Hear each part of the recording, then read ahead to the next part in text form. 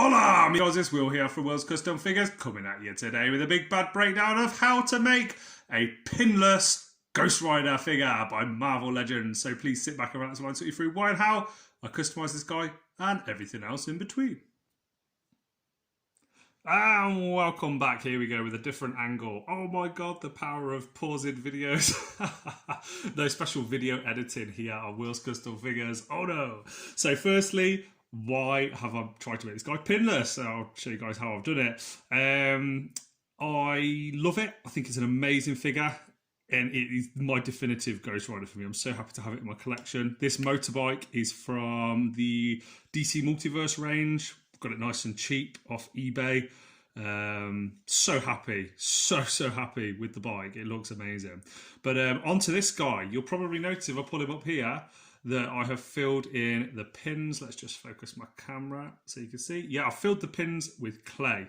And it's all about then blending the colours in. I filled the pins on the legs. He has in total 2 on each side. So there's 4 on this leg.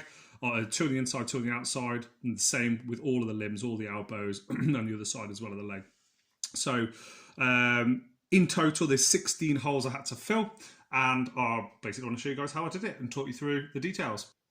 And there we go. I'm all set up and ready to go and ready to customise this awesome looking figure. So do I need to customise him? Not necessarily, but I want him to look even more badass, and I'm a bit anal with things like that. So all you need is this clay. This is Super Sculpey Polymer Beige Clay. It is it cooks in the oven, so it's oven drying clay, and you can just follow the instructions and cook it. So all I do is I pull off a little bit, sort of this size little P, and then I'll find the hole, for example here, and just push it on with your thumb. Remove any excess that you don't want. So this isn't a hole here, but just so you can see. And then you can use a tool or just use your finger to blend it in, essentially. Removing, like I've just done there, any of the excess that you don't want. These 3 paints here are what I'm going to use today to pimp out my Ghost Rider and to make him look really cool. I was thinking of do you remember Pimp My Yard? Does anyone remember that from back in the day, or Pimp My Car and all that? This is Pimp My Ghost Rider figure. So I'll probably start with the grey, Stonewall Grey. It's not an exact match on the grey. I haven't got an exact match for the grey, but I can quite easily mix it. I don't need much. That'll probably do. In fact, I've got to do the trousers and the jeans as well, so I'll do a little bit more.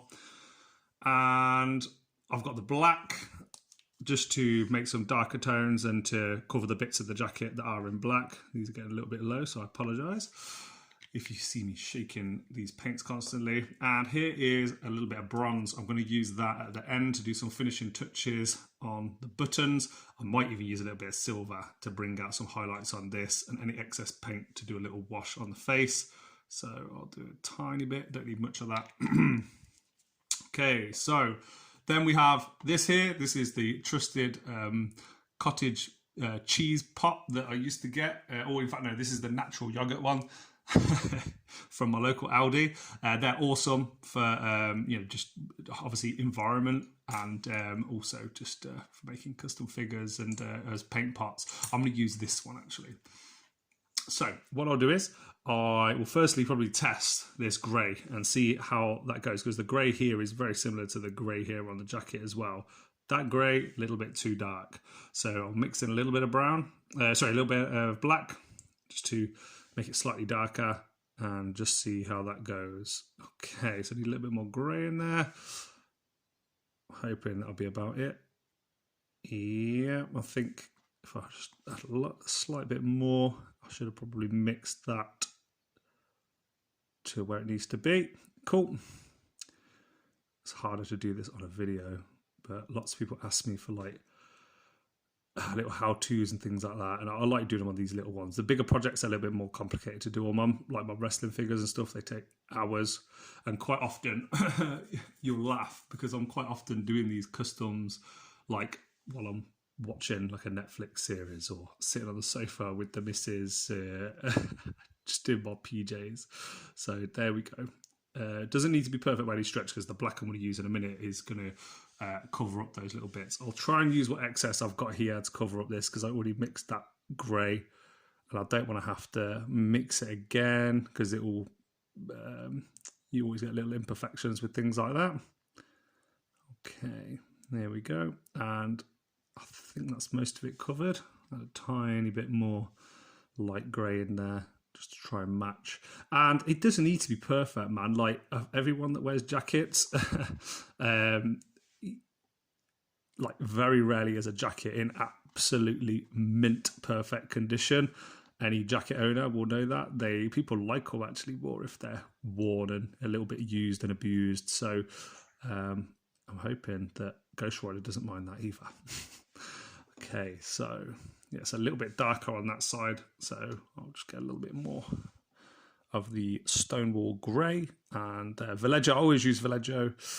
Vallejo to me is just one of my all-time favourite paint companies. They have pretty much any colour you could ask for, but Citadel is also very good as well for anyone who hasn't used them. And then it's a slightly darker grey here. I'm going to use a slightly thicker brush because obviously there's more space for me to colour in, so I don't need as fine a brush. I think that'll be about it. And yeah, man, do you know what? I'm really happy with that. That's quite good. And it adds a little bit of a wash to the jeans as well. I can pick out a few of the little highlights because it is slightly darker. And this already has a nice wash on these jeans. I assume that Hasbro wanted this to be a big seller because of the Haslab version that they had coming out, but didn't actually get funded, unfortunately. Robbie Reyes Haslab. I don't know how you guys feel about that, but I was 50-50 if I was going to get it. If it was very popular, I might have considered it because of just no like real affiliation or affinity is the word with the character. This is my favourite version of Ghost Rider, just mask on, looking badass. Okay, I'm going to pause the video there and I'm going to do the other leg. Then I'll come back to you when I'm ready to start applying the black onto the jacket. Here you go, guys, back with you now, and as you can see, I've finished all of the little pins on the jeans, blended that in. One of the things I always like to do, I always like to have a little pot of water nearby, and as the paint is like running out, dip it in there, and then just rinse it over all of the areas. There's a nice little sort of like wet brush with like just a remnants of colour on. You could almost touch like that brush to paper and nothing would come off it. I've started doing the black around the grey lines there, and I've also covered the inside pins of his right arm on the left side there. I've left this one so I can just quickly show you what I did. It's a bit easier to do off camera because I'm standing up to do this. Whereas I can sit down when I'm not doing it on camera. So as you can see, the clay is exposed there, and I don't need to cover this bit, but as you can see, there's not much paint coming off that now. So I just very gently brush it up and down to try and get off the remnants of the black, which in turn then helps it blend in. A good friend of mine, Stu, I've referenced him 1,000 times on this channel for all of the customizing genius projects that he's helped me with over the years. He's always like, man, it's easy just to repaint sometimes rather than to try and match the exact colour. And he's absolutely right. When it comes to something like this and you've got lots of nuanced detail and things like that, it's a lot easier just to get a little bit of that paint all over it. If I just coloured in just the circle of clay, man, that's going to be quite hard to match that exact black and that exact grey. But if I'm going, as you can see, I've went up a little bit with the grey to try and help blend it in. This is the last little bit I've got to cover, and it's hard to do from this angle. Here we go. The good thing about it being a jacket is it's never going to be perfect. On a real jacket, it's not going to be perfect. So it doesn't need to be on this. And I'll just show you the dipping technique. So if I dip it in some water now, then I can blend it. It's like a more, what's the word I'm looking for? I can't get the word out of my head. It's just like a more liquid version, and it goes a little bit further on a thinner basis. So yeah, it spreads a little bit more fairly and evenly. Just add this little bit in here. My missus, actually, me and her we've never, ever been able to watch the Ghost Rider films. I love Nicolas Cage, man, but oh my God, please can someone do a good Ghost Rider film or TV series or something, because, man, that guy is not very well cast in that role, unfortunately. And it's funny, for my birthday a few days ago, I got the what do they call him? The Spiderman Noir and this at the same time. And I said to my missus and my son, I was like, you do realise you've got me 2 Nicolas Cage figures here? She's like, oh no. So here you go, guys. There you go. He is now looking pretty cool and pinless. I'm very, very happy with how that's turned out. After this video is done, I might do another a little layer on the grey, just to try and make sure once it's dry it's completely matched. A top tip for you is, if you are going to decide to do this, I haven't cooked the clay yet. I should have really done that, but I was too excited to film this video. But yeah, a top tip from me to you guys would be to use a matte spray. Do a matte spray over it to seal it and then to protect it exactly how it looks. And that will also help with matching up and keeping all the tones and the textures and things. Because if it's not matched up exactly, then you're going to see those little differences. And yeah, it just helps sort of blend in all the customization that you've done with all of the original figure. So here we go. Here's a little bit of, this is bronze paint, I think. So just going to do a couple of buttons just to try and add in a few more little details. This is actually dried, unfortunately, because I've been talking too long. Here we go. Just dab that on there, dab that on there, dab that there. Probably a bit too much on that one. That's going to drip if I'm not careful. The thing with customizers as well, I don't think from all the customizers I've either worked with or the commissions I've worked on, no one gets it right first time, every time. That's, if you could do that, then you'd have your own business like Marvel or DC or whatever else. So yeah, it's all about trial and error and patience, and things never really work out first time. You've kind of got to go back to the drawing board a few times, what challenges you've faced from your experiences in the past, and maybe what amendments and changes you'll do then moving forwards. Guys, how cool is that looking? I am absolutely buzzing. 12 minutes and 46 seconds into this video. I'm very happy.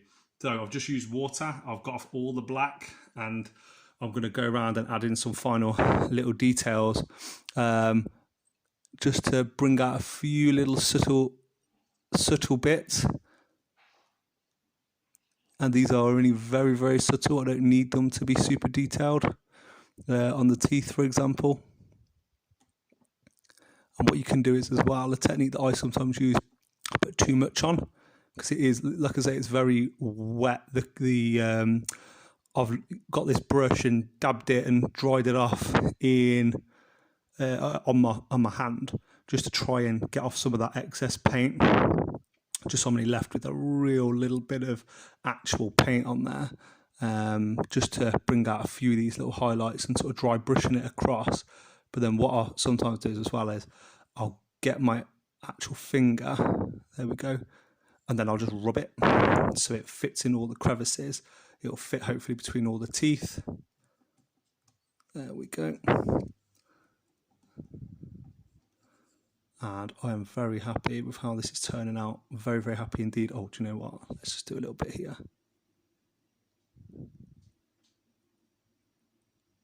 There we go. Absolutely bro.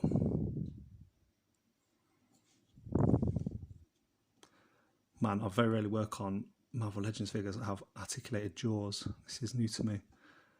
Okay, and I'm going to put him back on his bike so you can see how cool he looks with all of the finishing touches. And here we go, guys. Here he is, back on his bike, looking like only Ghost Rider can look. Let's just zoom that camera in. Awesome. The details in the face brings out a few highlights. I'll probably go over all the silver on his chains and stuff, but that's a little bit of a bigger project. As you can see, nice and blended in there. Not perfect. It's done on camera. It's a little bit more challenging to do. But yeah, man, I'm so happy with how that looks. Let's go around the other side. Oh yeah. Brill. Very, very happy with this guy. Can't wait to get him in my collection. I hope this video has been helpful to all of you. Let me know in the comment section below. Let me know on Facebook, Instagram, and here on YouTube. If you've got any comments or if you want one of your own, you want your own one customizing, it would be my absolute pleasure. So until I see you guys in the next one, from me, from Ghost Rider, I'll see you guys very, very soon.